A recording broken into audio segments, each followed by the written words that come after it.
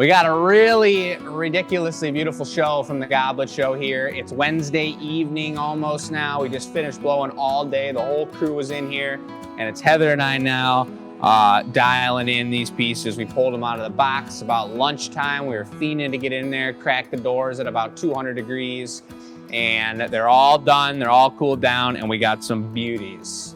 So let's take a look at it. We started with the warmer upper, and the pieces that were available for sale have sold. There is one that I'll talk about in a little bit here, but take a look at the warmer upper and how ridiculous it turned out. I kept the color simple because we wanted to get a beautiful, well, it wasn't anything about it being beautiful. I mean, the Purps is ridiculously beautiful, but I got chosen for the astronaut warmer upper. So I was wearing a super large, going into a giant annealing oven, protective, reflective astronaut suit. And it went really well. Joey and I were talking about it. He gave me a little bit of kudos. He did an amazing job on the assist.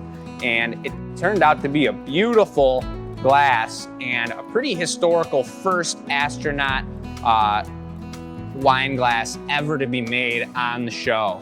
It wasn't easy, folks, I can tell you that. There was a lot of restrictions in where I was standing, the way I could move my arms, and visually it was really hard to see what was going on. Then I put the gloves on too, and pulling out the Evolio with the gloves and everything, it was pretty crazy. So a couple things I'd noticed I would be critical about if I were doing this without the suit would be that the stem has a little bit of a slight curve to it, which takes nothing away from the strength of the stem. It's really just about the astronauta ability of what went down.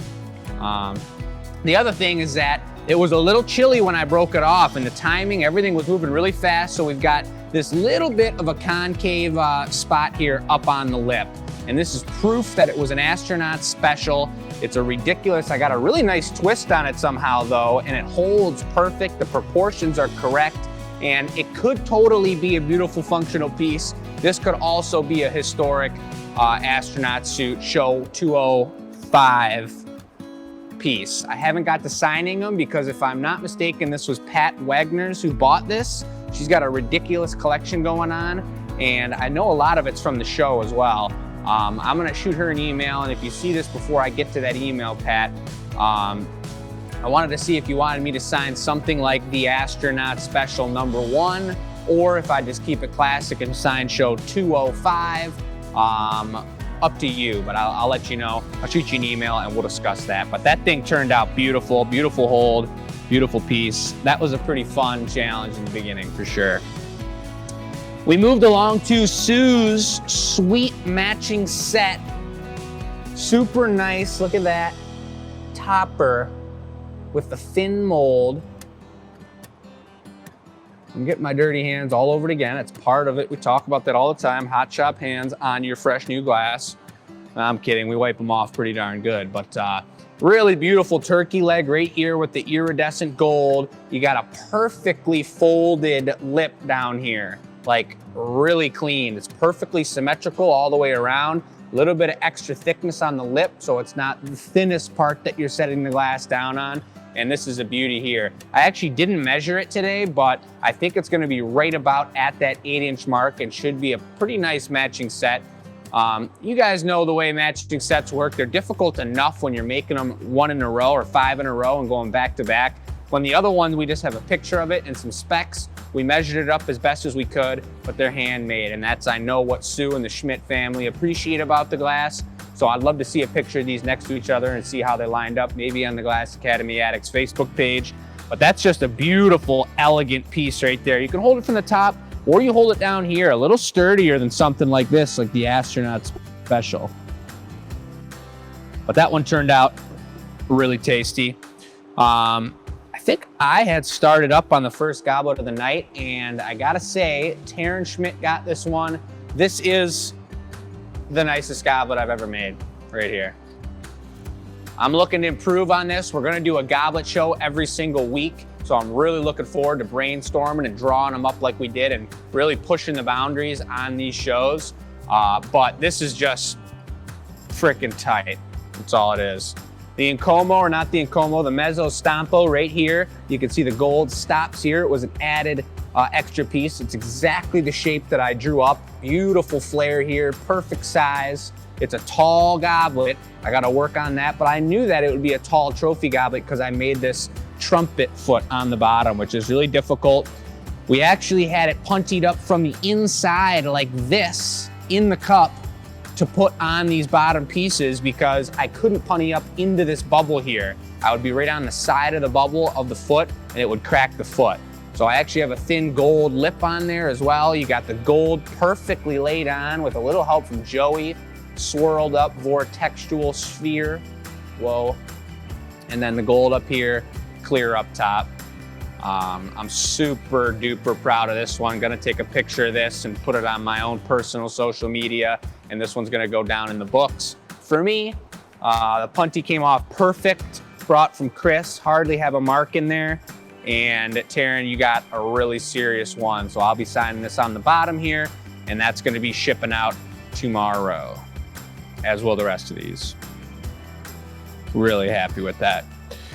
Here's Joey's that he had made after me. He had a little bit of an issue with this green, which he wasn't expecting. You can see the dip in the lip there. When you're using bar color, green's already a really soft color. Bar color densifies it even more. And when he put on this spiral trail on the top, he put a little bit of a thicker spot near the lip, which led to some treachery in trying to open it. But other than that, he sealed up this little bit of crack on the side. You got a nice couple of oleos, a beautiful turbo snail spiral right in the middle. And he's actually got a really nice, delicate, thin, beautiful foot on the bottom here, and pretty darn symmetrical as well.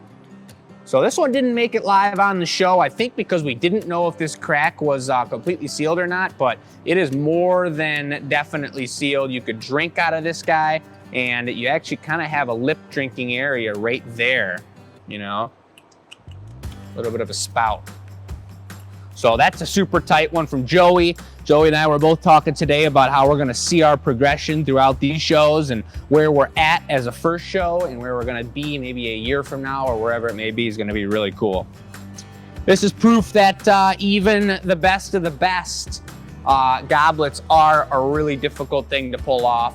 Using the big hole, live with cameras, multiple people running around, and they're just thin and delicate, and it's a really difficult thing.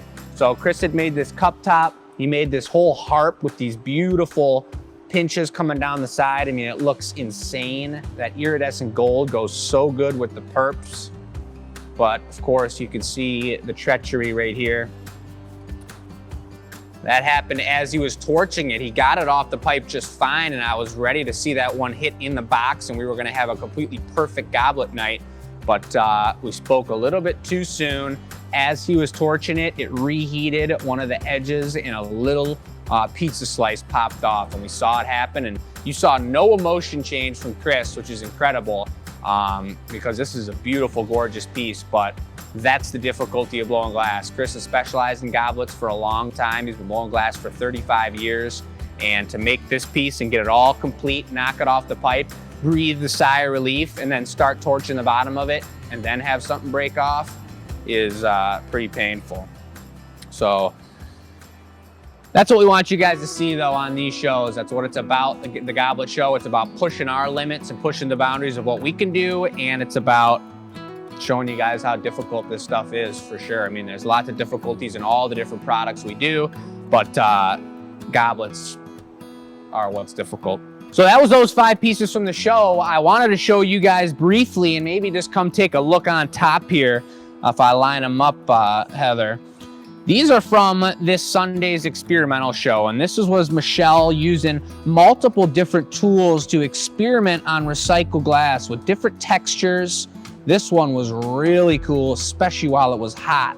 The look of that with the thin glass that got pushed and the thicker glass still glowing was super sweet. This was one she really liked here, was a wire brush. She pushed up against it. Bunch of different tools. She probably had 12 different tools out. And then we made one out of solid in the way she was gonna make the tree. There's your wire brush. There's that other tool I was just talking about. Pretty dark when the recycle's that thick, but it was all experimental, and that's partly what the recycle's for. Gives us an opportunity to not use any crazy colors and not go a little bit too wild with everything, and use the expensive material when we're experimenting with textures and pattern.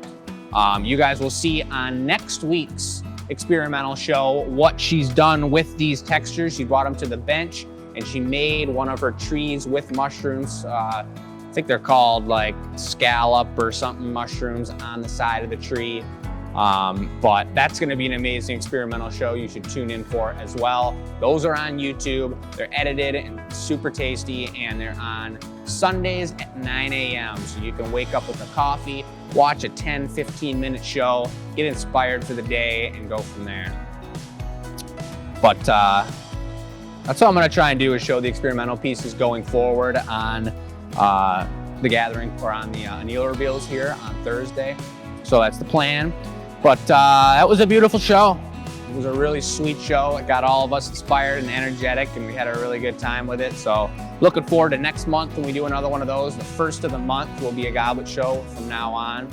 We do have the end of April coming up, another big show, which we'll be selling a couple tickets for and get a live audience in here and have a blast with you guys. It'll be really cool. And then we got a spring show coming up. We'll give you more details about that. Live glass blowing Mother's Day weekend, I believe it is. We'll teach art classes in the morning and do some live demos here, get the microphone out and have a good time. If you guys are local, join us. But that pretty much sums it up. I want to thank the our viewers, all of our amazing viewers, and especially the VIP members of the Glass Academy. You guys are sponsoring us on the YT.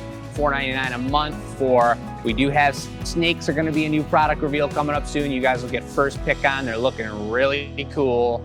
And we're designing a few other things, but insider videos and all that goodness. And most importantly, just being a patron of the arts and allowing us to stream and build this community and talk about glass and the educational aspect of it. So we appreciate you guys very much so.